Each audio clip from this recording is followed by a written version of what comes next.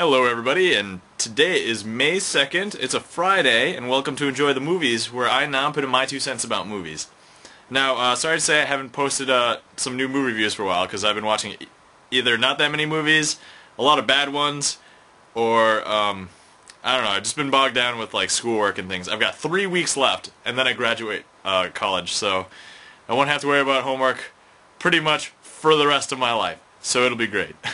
At least I hope so. Anyway, some of the movies I want to talk about today. PhoenixLights, the movie, came out a couple weeks ago, not this past week, but the week before that. SeniorSkipDay, not sure when that's supposed to come out on DVD, either this past week or next week or something. And then 27Dresses, which definitely came out this past week. So definitely got to talk about those. So let's just start with PhoenixLights, the movie.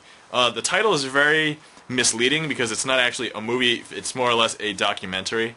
So it's a documentary about the Phoenix Lights. If you ever heard about this phenomenon, it was pretty much this phenomenon where several times over the course of like a couple years, they saw the same pattern of Phoenix Lights, which is basically this huge V-like shaped thing with fixed lights on it, and it passed over Arizona.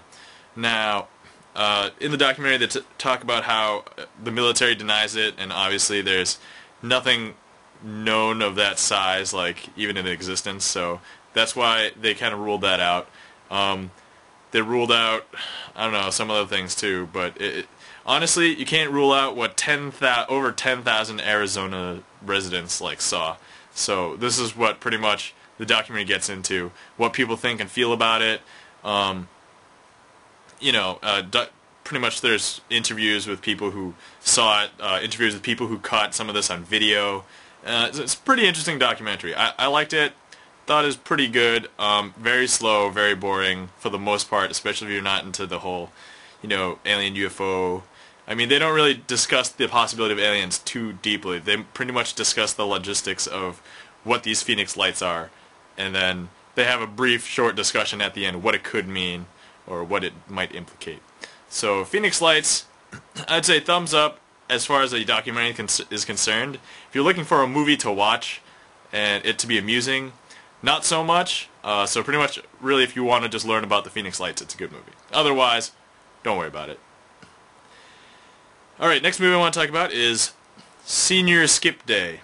This is one of those terrible B movies that I pretty much just grabbed, but I won't lie, I actually thought it was pretty funny. It's very cheesy. If you like cheesy humor, it's very well done. It's pretty much about this kid who stays home from school and pretty much has a skip day party at his house because at his school there's a skip day where like everybody's skipping, and then he's going to have a skip day party, and that's pretty much that. Now I feel like a lot of the humor and the style and the concept takes a lot from Ferris Bueller's Day Off, which is a great movie.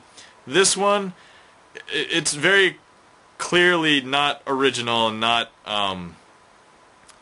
innovative, not terribly interesting as far as like diversity of characters or depth of plot. They just have a lot of people, and there are a lot of one-liners. There's a lot of, like, you know, quick cuts. It basically plays out like you're at this party and then some dilemma happens, and that's pretty much it. So overall, I got a lot of laughs. If you're easily amused, it's probably worth a watch. And if not, just as a drinking movie, you know, why not? But it's not that great. There's really, like, I don't think... There's no big names in this movie except for Leah Thompson, which she plays the mom. So that's pretty much it. I would probably say, honestly, thumbs down. It's not that great. It's amusing, but it's just watch it if you like funny movies, like cheesy funny movies. All right. Other than that, forget about it. Just don't worry about it. There are other better movies to watch. All right. Last up is a big movie. It's called 27 Dresses. Now, I had been hearing a lot of people ask for this movie for months, and finally we got it out, and tonight I work for the first time, and we'll see what everybody thinks about it. But it seems like not as many people seem to like it as much as I thought. But needless to say, I thought it was a very good movie. That was very well done. Just to warn you, if you're lonely and single, definitely not the best time to watch a romantic comedy by yourself. Especially 27 Dresses. and especially because Katherine Heigl is very attractive. But anyway, I digress. So, needless to say, the story was very interesting. It's different.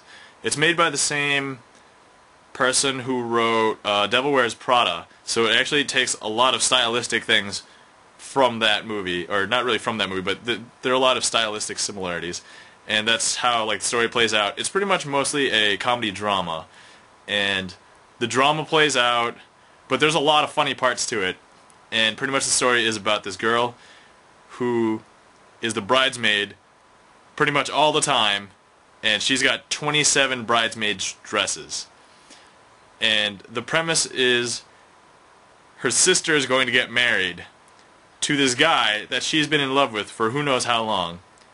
And that's pretty much how it's going to run. And that's where the dilemma lies. So, needless to say, it's a very unique, interesting, dramatic situation.